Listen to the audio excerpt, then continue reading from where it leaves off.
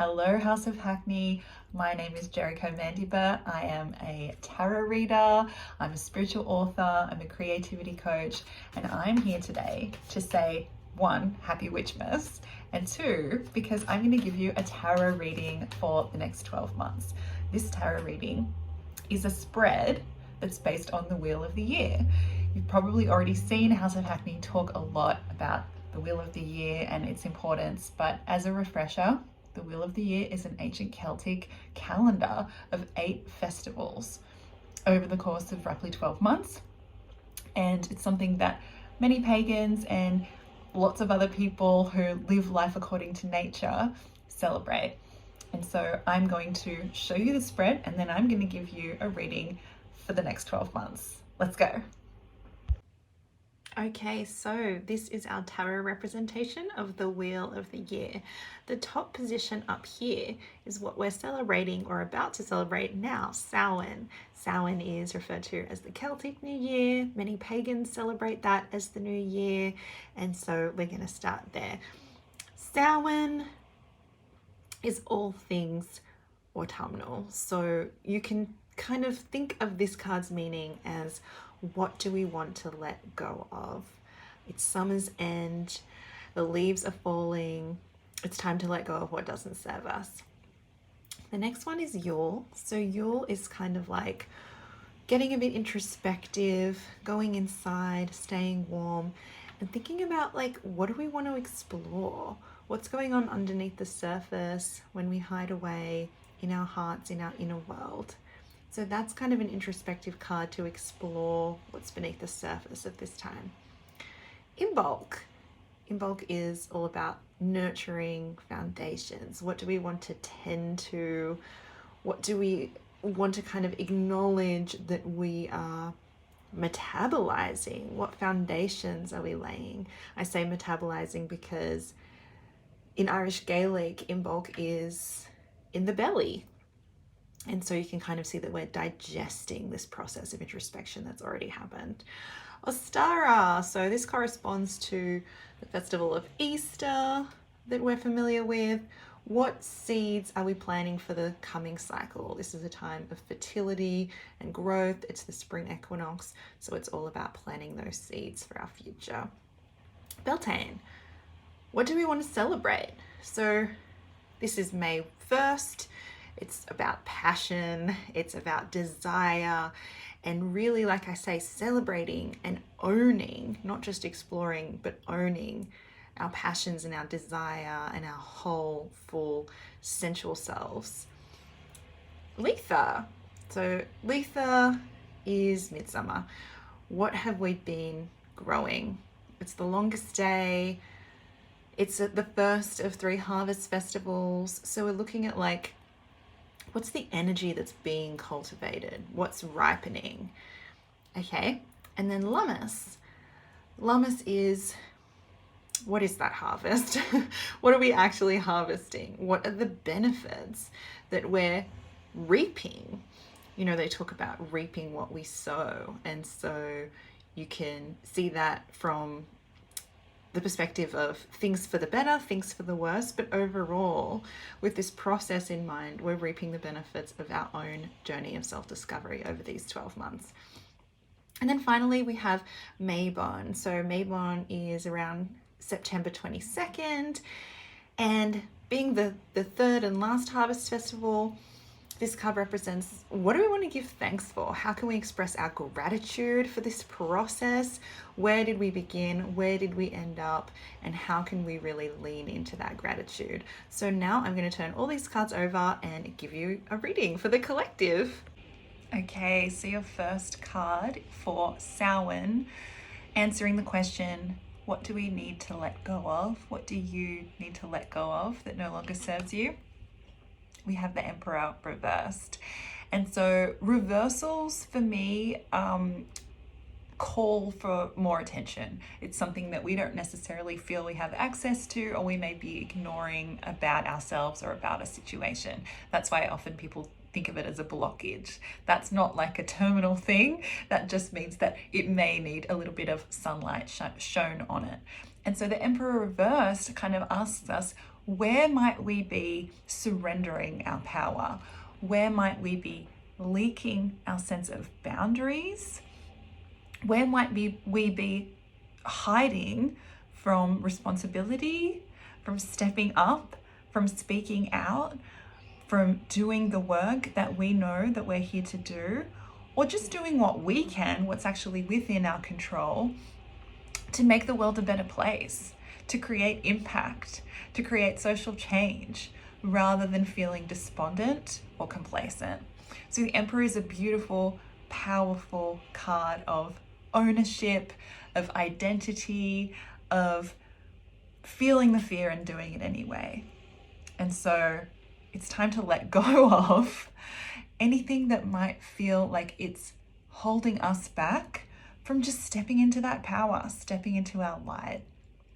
Okay, so enough comparison, enough playing small. We don't need more of that, right? You don't need more of that. It's okay to say no to what doesn't work for you, and it's okay to say yes to what does. So I hope that makes sense. Okay, so moving on, our next card is representing Yule, as we mentioned, which answers the question, what is it time to explore? What do we want to be introspective about? And this is the Six of Pentacles. This is a really beautiful, interesting card to follow up with the Emperor, because it's all about giving and taking, being receptive and being giving in equal measure.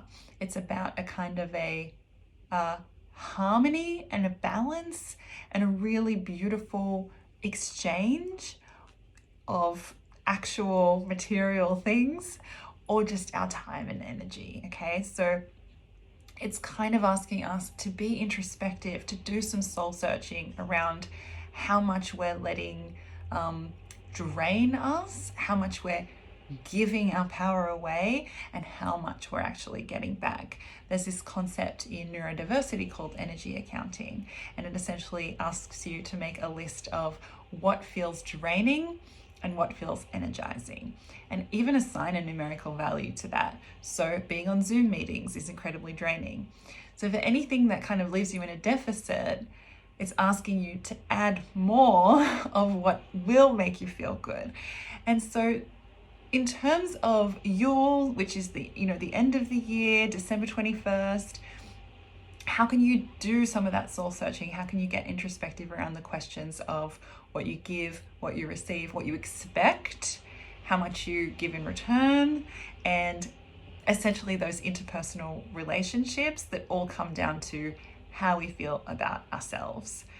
So do some journaling on that towards the end of the year. I think that would be a beautiful process. Okay, so next is Imbolc.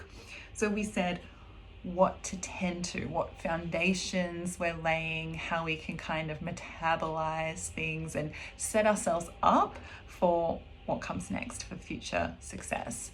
So what we want to tend to is the Three of Swords. This looks a little bit distressing, and it can be, because it represents, the pain of growth. And so when it comes to answering that question, what we want to tend to, this card says, very obviously, tend to your heart and tend to your mind, meaning what stories are actually in play. That introspection will already give you insight into what's going on for you. But essentially, what ideas do you have about yourself? What programming have you kind of received from friends, from peers, from, your general kind of social environment that you grew up in? I read this, technically the brain doesn't fully develop until we're in our early 20s. That means everything that you've experienced up to that point is leaving an imprint, is leaving a mark, is strengthening certain neural pathways, and, just neglecting others.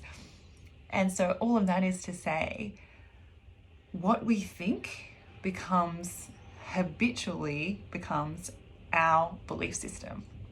And in order to grow, we have to kind of grieve something that we've kind of previously not had access to. So for example, when we realize something about ourselves, when we get to that next level of like, oh wow, like a light bulb moment, you think all this time, and that's sad, and it's okay to be sad about that. And it's okay to let that process take its time and nurture yourself through it. And that's what that period of time around Imbolc is especially good for. So you want to clear out all that debris, so to speak, and set yourself up to plant something better. And that's, you know, essentially what Ostara is. So for Ostara, what seeds are we planting for the coming cycle? The moon. This is really interesting one because the moon is such a deep, really kind of esoteric and personal card. It's about our inner world, and it's about the aspects of ourselves, of our subconscious, if you will, that we might be afraid of, that we don't necessarily have full access to. They might confuse us, and they might leave us feeling, you know, overwhelmed and a little bit loopy, right? And so that question, you know, what seeds are we planting for the coming cycle? These cards are all quite introspective, and this is no exception. It's asking you to plant the seeds of intuition, of self-trust, of being brave enough to kind of step into that deeper layer of self, of what do I want? What messages am I receiving that I might, you know, have previously been ignoring, but I'm willing to be open to now. So for example, taking note of your dreams, being really cognizant of what's happening in your kind of, you know, like less than waking life, having a dream journal, anything that feels like it can tap you into your intuition and your deeper sense of truth. That's something that most of us spend our lives avoiding. And so it's a beautiful thing to kind of chart a course towards, an intention to set at this time. So this is a beautiful starting point for Ostara, for that kind of harvesting process that we will get into now. Okay, so Beltane, right before those harvest festivals begin, the card is answering the question, what to celebrate? And we have here the Knight of Wands. The Knight of Wands is about passion. It's about following your drive, your joie de vivre, wanting to say yes to life, and, you know, being able to, being enthusiastic, being excited, following and literally going for it when it comes to, you know, your deepest sense of aliveness, sense of exuberance and enjoyment and pleasure. It's very entrepreneurial, it's very creative, it's fiery, you know, it's Wands. And so this is essentially just saying, you know, you can go for it. And so if you think of the question like what to celebrate like what you have to give, the passions that you have. You probably, you know, diminish, belittle them, talk down to them. Oh yeah, I'm really interested in, you know, music, for example, but I don't give it that much time. This is the time to do it. This is the time to own it, run with it. Like, don't hesitate. It's a green light. It's a green light. Okay, so Letha, what have you been growing? Like I said before, now we're getting into that kind of metaphorical harvest time of year. So, you know, Letha corresponds with the midsummer. It's the beginning of that kind of collecting, gathering, results end of this 12-month process. Okay, so what have we been growing? Knight of Cups. Okay, so very similar to the Knight of Wands. Interesting that they follow each other. That same energy of go for it, of follow your joy, your bliss is here. But because this is Cups, it's about your emotional depth. And so Wands might be a lot more active. This is a lot more about processing the, you know, emotionality, the joy, sorrow, the like kind of hallelujah moments, the crushes, the falling in love, anything that feels like it pulls on your heartstrings. And so, you know, in terms of answering that question, what have you been growing. You've been working towards what actually fills your cup, as in what lights you up and what you love. And as we just said with the Knight of Wands, when you find that thing that you love, you go for it. And if it feels hard for you to be able to identify a thing that you love right now, just remember this is a long time away, and you go for it anyway. You don't have to know where you're going in order to follow your heart. You just put one foot in front of the other, right? Okay, then we get to Lammas, what you'll harvest. So this is more specifically, reaping those benefits. And this is the Four of Wands. So again, Wands, it's all the passion, it's all that joie de vivre. But Four, it's very stabilizing, it's very harmonious. And often with this card, it's associated with almost like a homecoming, like a relief, like you've been on this big adventure, you've been the Knight of Wands, and now you're coming home and someone you love is cooking your favorite meal, and you're surrounded by, friends and family, chosen or otherwise. You have that sense of relief, peace, clarity when it comes to your priorities, the people you love and the life that you want to live. So what you'll harvest on a really pragmatic level, a beautiful home life, a home that makes you feel comfortable, warm, stable, where you're surrounded by things that inspire you, and when you have the people you love close. I think that this whole kind of internal, quite introspective process that you've been on at this time, Lammas, so that's next August 1st-ish, that's when your chickens come home to roost. And you can harvest, you can reap the benefits of all that work, which is, in a day-to-day sense, more peace, more self-love, and more enjoyment of those everyday little mundane moments that can actually be incredibly magical. Okay, so the last card here, which is Mabon, what to give thanks for. Everything. The Ace of Pentacles is just abundant. It's full of gratitude, and it's like a cornucopia of what fulfills us. And of course, being Pentacles, often it's commonly associated with work and money, but it can just as easily be associated with anything you can see and appraise and measure. It's beauty.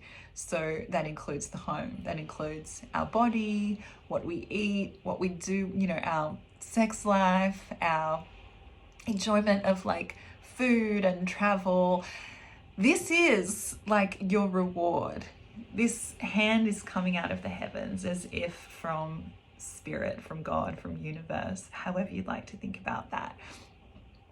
What to give thanks for?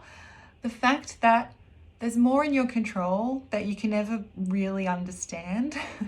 And just when you do something as simple as put, nature, put these ancient knowledge systems and wisdom in the center of your life and kind of live according to the seasons, you align yourself with all of the universe's abundance, and that in itself is the reward. The process is the reward, and that, like we were just saying, that everyday joy is what it's all about, right? This card is full of potential. You can take this wherever you want it to go.